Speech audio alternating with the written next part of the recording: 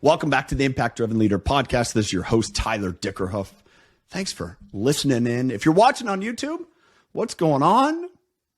You might notice I'm growing a little mustache today, It's all right. I didn't shave. Our well was out. If you live in a place where you have a well, you understand that there's two things that really kind of you take for granted. One is electricity. Two is running water. Maybe you live in a part of the world that you have to carry buckets. I understand that. And today, I'm just grateful that we have our water fixed. That's just a piece of life. Has nothing to do with today's podcast, but I just thought I'd share that. Thanks for being here. I appreciate you being a listener. I appreciate you guys sharing and referring these podcasts to so many people. I love to see, the comments and the reviews and the shares on social media and wherever else. Not for me, but knowing that it takes the valuable information guests like today, Lucas, Jadin, to so many people. So I'm excited to share this conversation with Lucas. Lucas is an author of a couple different books. Win in the Dark, he co-authored with Joshua Medcalf, and then his latest book, The Twin Thieves, that he co-authored with his partner, Steve Jones. And, this byline of the book is how great leaders build great teams. And this story in this book goes through a football team. I got so much information, so much out of it. And yet there's one cap that you will hear, and we talk about the Twin Thieves. You've heard me talk a lot about this, is insecurity.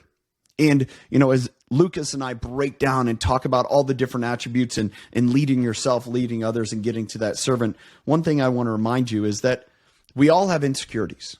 Every single one of us. I'm not excluded. And I hate to break it to you, but you're not either. But that's okay. Because we can grow and we can get through those.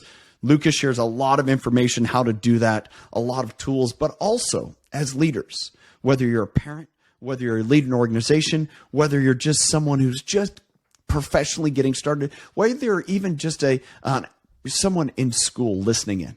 I'm glad you're here and know that you can utilize these tools to benefit yourself and anyone around you. The number one thing that we talk about in this podcast is mental strength. And mental strength comes from within, but it can be displayed outwardly. And the more we display that outwardly, the stronger we get and the more we benefit others.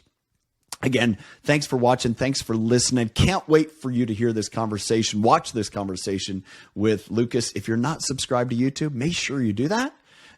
Wherever you listen to this on, Vocally, yeah, right. Vocally, is that the right word? Spotify, iTunes, Stitcher, Google Play, whatever it is. Glad you're listening in. I'd love for you to share with someone else. I'll catch you back at the end. We'll wrap this up. Lucas, welcome to the podcast. Man, I'm so excited to have this conversation with you today. In the open, we were talking about some of how our paths have crossed. And what's amazing to me is in the world that you kind of evolve and especially get into leadership space, you start to understand that, man, there's more connected than disconnected. And so I'm excited to have a conversation with you.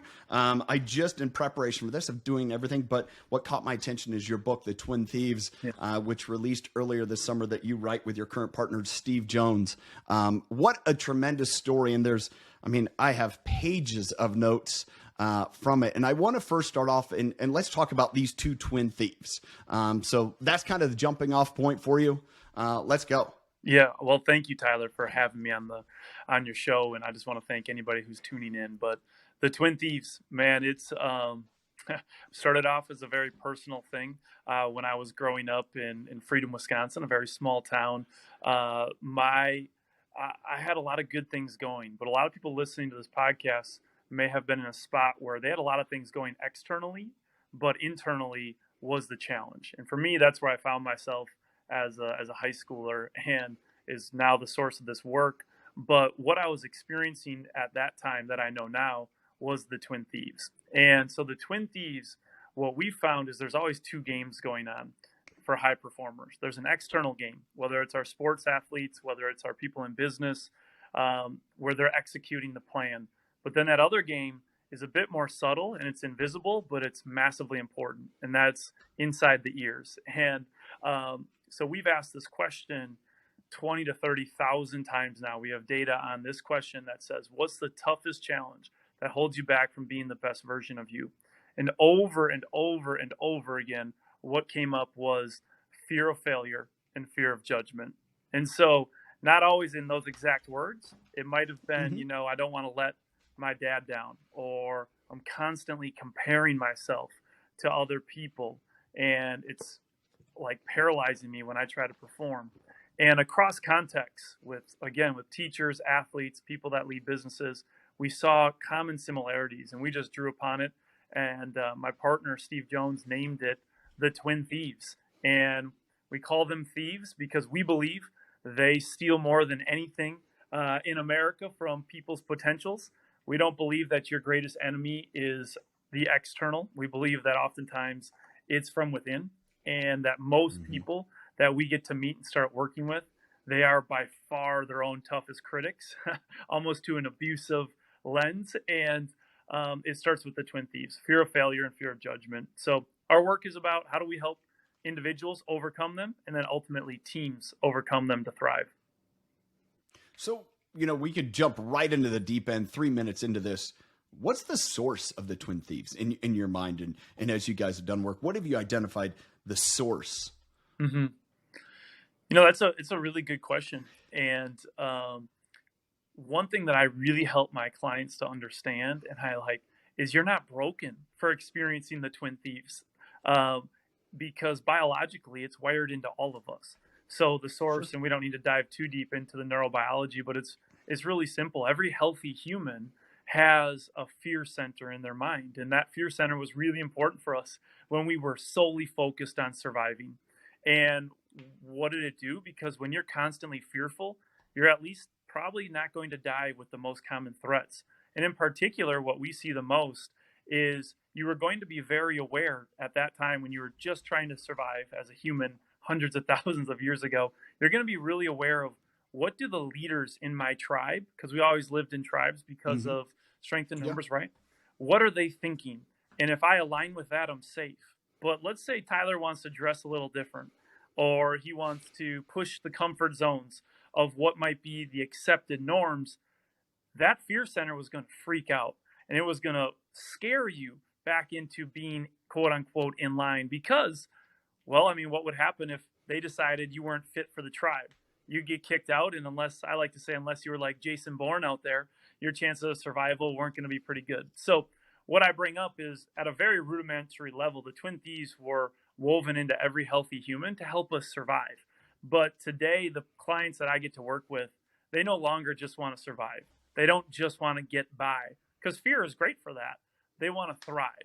And in order to Hmm. thrive, you've got to rise above the old mechanisms. I label it as the lizard brain, but the old mechanisms, to find new levels of freedom, new levels of peace, and operate from that instead of the fear. And so, at a source level, that's how I would label it: is um, from where humans evolved from.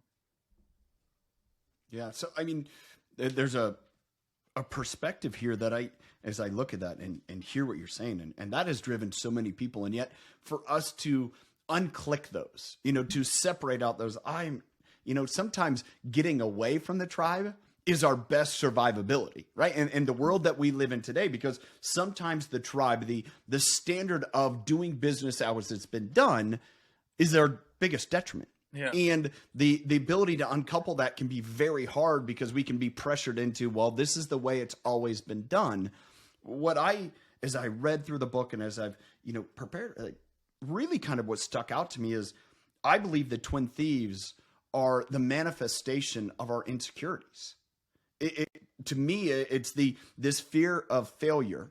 Oh, what happens if I fail? And again, that judgment, then my value, what value I have, is being questioned. Mm-hmm. And so that's where I really kind of, as you were saying, that security, and then it's transformed into our current, state of the world, especially as a leader or as a performer or as someone just trying to contribute. Well, what value do I have? What worth do I have? And that really, to me, is exemplified through the fears of both failure and judgment. Yeah. Yeah, absolutely. I would fully agree with you. And that's why we call them the twin thieves. Because when you think about what you just said, when people lead from a heart posture of fear, these are great people that are unconsciously oftentimes doing this. Because I believe most Mhm. people behave from 95% of their decisions are unconscious. And like, Yeah. so, and most of Yeah. that unconsciousness is fears, past traumas, mistakes that they haven't processed. Um, and it's good people, but that are oftentimes very much underperforming as a leader, or B, hurting those that they lead, because fear is contagious, whether we like it or not. And that insecurity that you talked about is absolutely the root of it. And so that's what we do at a very deep level, is help people to get an unwavering conviction in exactly who they are. Because there's a lot of lies that we Yeah. automatically believe. And so we want to help them to become conscious about the unconscious, so that then we can build teams that are winning teams. I didn't get into this 7 years ago to talk about what I call the little man voice for people, to talk about dungeon days and the inner critic. I got into this because I wanted to help people win, period. But when you start working it backwards, what I saw over and over was insecurity, fear, and the Twin Thieves were robbing people of maximizing their potential and ultimately winning. So let's take a step back in your own history. You talk about this, before the person for you, that it wasn't the external pressures as much as the internal. Help us and especially somebody listening, and it's like, okay, how do I go through that transformation process where I start to identify, these different mechanisms at play, and how do I start to, subside the Twin Thieves? How do I, kind of really embrace my insecurity to where now all of a sudden it becomes a valuable strength instead of a really kind of a chain that holds me back. So I'd love to hear your journey through that process. Yeah, um, so I love that you use chains, because when I speak to people, I actually bring chains and I'll wrap them around Okay. my shoulders and just share with people, to no judgment of their own. But most people are operating on a day to day, their day to day life with their family, with in their work, coaching the teams that they might coach, with metaphorical chains on their shoulders, the weight of um, these lies that they're living through, that have become habituated, and everything's heavier, everything's tougher. And the only reason I can speak to it is because I know very much what it's like to wake up in the morning and feel like instantly there are chains on you and everything's harder. And so if we go backwards, I won't spend too long, because I don't want people, this is about your group, but I'll hopefully they can learn through my story. So um, as I brought up, I was really into all sports, but specifically in high school, it came down to distance running and basketball. So those were my two favorite things, and I loved them. But right around as a 15-year-old, I started to have these. My mind was constantly on the go, and I don't know if any of your listeners have experienced this, when that you try to go to sleep at night, and you close your eyes, but it's like your mind just takes off. And I was experiencing Mm-hmm. that. My mind was either stuck on the past, something I should have done better, how I made a Yep. mistake that I lost an opportunity, or it was addicted to the future. And I use that word addicted very intentionally, because the future, like, I'm on the JV basketball team. Am I going to start as a senior? And like going through the depth chart, trying to figure things out, like just an obsessive circle. And what it led to is I just couldn't sleep. So I was doing on a good night, 4 to 5 hours of sleep a night, and trying to hide it. Because then the next day I would go to school and everyone thought Lucas had it all together. And I was doing my damnedest to make sure that image was put out there. And so it came to a breaking point, though. And I had tried a lot of things to sleep. Man, I prayed more. I went, tried NyQuil a couple of times. And the thing about that is it worked. And I can smile about it now, but that's a scary time. But, over time, you just need more. And that isn't a good Mm-hmm. situation. I tried Mm-hmm. many other things, because the thing that scared me the most was telling my friends about it. And or my parents. And my parents are loving, incredible people. And I'll never forget the night when I was like the 4-year-old that I have now, who uh, just yelled out from my bed like, "Mom!" And I'll remember she came in. She's like, "What's going on?" It was like 1 a.m. And I'm like, I just poured it all out to her. And God bless her, because no mom wants to hear like, "Man, your son hasn't been sleeping and is really struggling mentally." And this was 15 years ago. And so the best option that we really had at that point was you went to the doctor. And that was hard for us, but our doctor was great, but he prescribed medication, and that was really about it, and to grow. But what I learned was when you just prescribe a medication, but you don't upgrade your thinking, nothing's going to change because I didn't want to be on the meds for my Hmm. whole life. And Sure. so ultimately, when I took away the meds, I found myself back in the same place 3 years later. And so that right there was the kind of the precedent for me to just dive in because I was just completely convicted that I wasn't broken, that there had to be something that I have not learned or figured out or been coached on that could help me get freedom from my own mind. And I remember thinking in those moments, like, if I can just sleep, if I can just get free of my own mind, man, I will pay back the universe, God, in whatever way, because I will be forever grateful. And that's where my journey began. And I got to learn, it put me on a streak to just read a lot, learn from people that were Hmm. advanced in this field to the point where I got to learn the truths about the mind and how to rise above it and experience more freedom. And so that was the pain journey that then led me into learning the things that I now teach today. So if we were to take a step back, because I think as, again, for me listening in and thinking about, okay, how can I learn from what you just shared? The question that I'm driven to ask is, what was the root of that? What do you feel was the root, or what have you figured out was the root of that, perpetual reflection and addiction to the future? Yeah.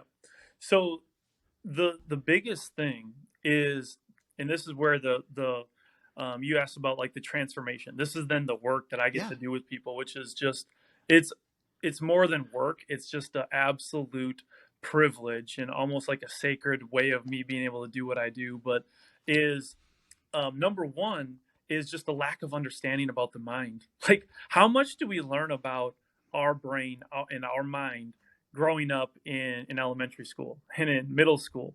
You know, we teach people how to add and we teach them how to read, but we don't teach them how to think about their thinking. And so, number one Hmm. is recognizing that you don't control all of your thoughts. And I know that for many people now in the new age of understanding, that's kind of basic. But for Lucas at the Yeah. time, I like to control everything. My sports, if I ever ran into a challenge, I worked harder, I dove in further. That was just my motto. The challenge is when that little man voice comes up in our minds, and what that oftentimes sounds like to my clients that I hear is, I'm not good enough, or I'm not blank enough, and you can fill in the blank, strong Hmm. enough, uh, pretty enough, um, old enough, whatever it is. When that comes up, if you could just stop it, you would. Like, and so but you didn't. Like, you didn't wake up this morning going, I can't wait to have that thought of self doubt.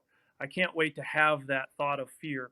And so that should be our first inkling that it's not fully within your control. And I'll oftentimes have my clients snap their fingers and then I'll say, stop.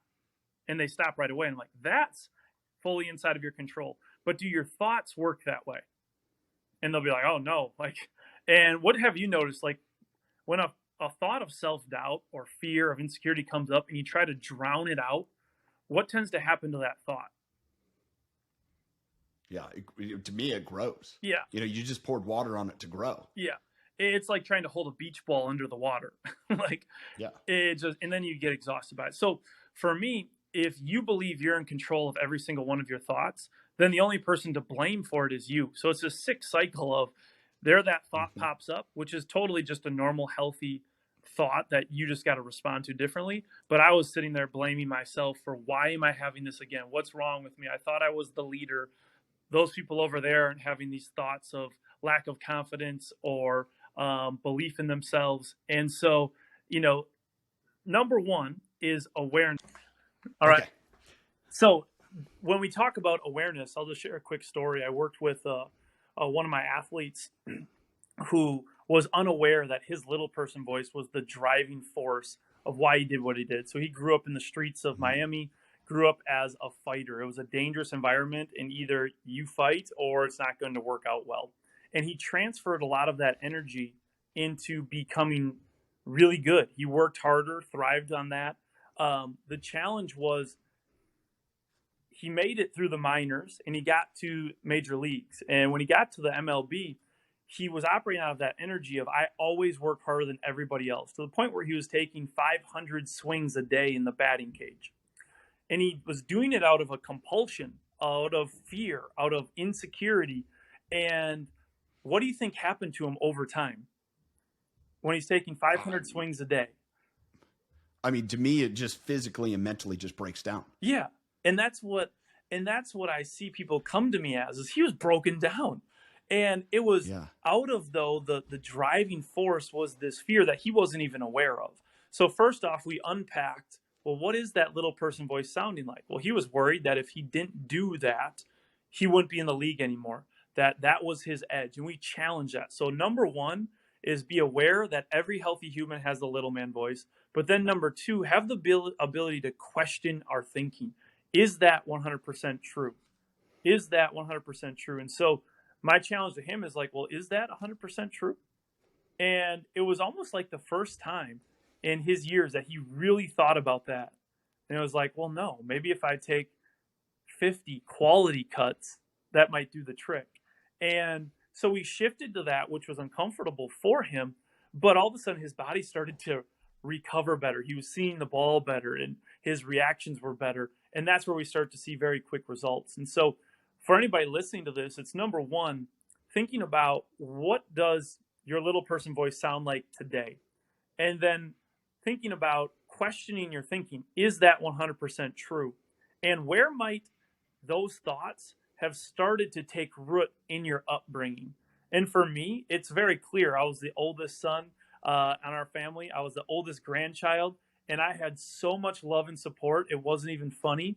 But the last thing I wanted to do was let people down. So the way that Lucas filled up his insecurity was just achieve more. But you know, that's like guzzling salt water, right? Like it doesn't ultimately quench. And so for me, it was becoming aware of that, so it doesn't just run me. Whatever you're not aware of owns you. And most leaders are getting owned by their past history, tribulations, and their little man voice. So number one, become aware of it. And then two, question it. And then three, commit to what is being courageous, which is oftentimes doing the opposite of what that voice says. So if we're to take that, which you said from an individual point of view, which, you know, if I go to the pyramid that you guys shared in the Twin Thieves, which I've already used to talk to some people about, it's, you know, the first step is leading yourself. But then you're really not leading until you're leading others. So let's transition from identifying that. We have that awareness. We've identified where the thieves are entering into our life, you know, our insecurities and our ability to perform individually. How do those, one, spill over into how we treat others, but then how do we work through that? Yeah, I love it. And it's such an awesome question. Lucas, it's been great. I enjoy the conversation here. So much value in what you've shared. Thank you for spending time with us today. I want to kind of wrap up today's show with the last piece that Lucas shared. This idea that, you know, what's next has really been in front of us. And we struggle with it so much. We struggle with, only the strong don't have to deal with mental whatever. As Lucas shared, that every single person fights some type of mental capacity. Someone. And when I say mental capacity, it's the ability to break the internal, external. What were those, you know, barriers, those thieves? Are they interior? Are they external? And the more that we understand every single person, not just you, not just that person you work with, is dealing with something internally, the more empathy we can have. To me, the great solution, and when I listen to Lucas and I hear all these things, and the great opportunity for leaders is to understand how to be empathetically healthy. You know, we can have low empathy by being hard and callous and just telling people to deal with it. We can have low empathy by trying to make everyone else comfortable and take it away from them. I mean, to me, the healthy point of empathy is putting your arms around someone and walking with them.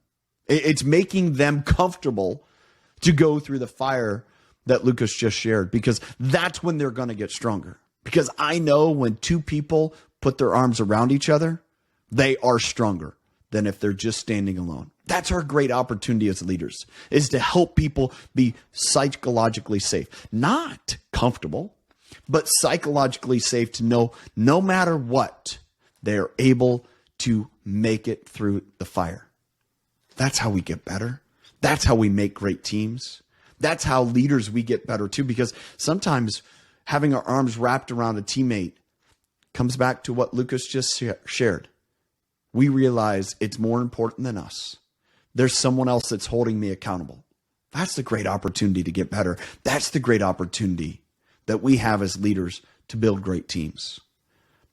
It's not by getting in their face and causing fear and all these consequences. Those are going to be there. They're going to be there for all of us. But to face those consequences in a safe manner because we have other people with us. We're not in it alone. You know, professionally, years ago, where I felt probably at my lowest. So when I was alone on an island, I literally had my own business. It was just me. My wife supported me. And yet it was me out in the field every single day trying to express to people what value I had, and I had no idea. That was my internal thief. That was my, the thief of failure and the fear of judgment. Is what if I couldn't perform? What if I couldn't do it? What if I wasn't able? You're not alone if you think that. You're not alone if you're going to think that in the future. Every single one of us do. And as I had to learn, the more that I was vulnerably open with that, I allowed myself to go to the point to where, I have to deal with it. That's when I got stronger. I hope you got value from today's episode. I'd love if you could share, check out Lucas's work, his book, The Twin Thieves, wherever you can.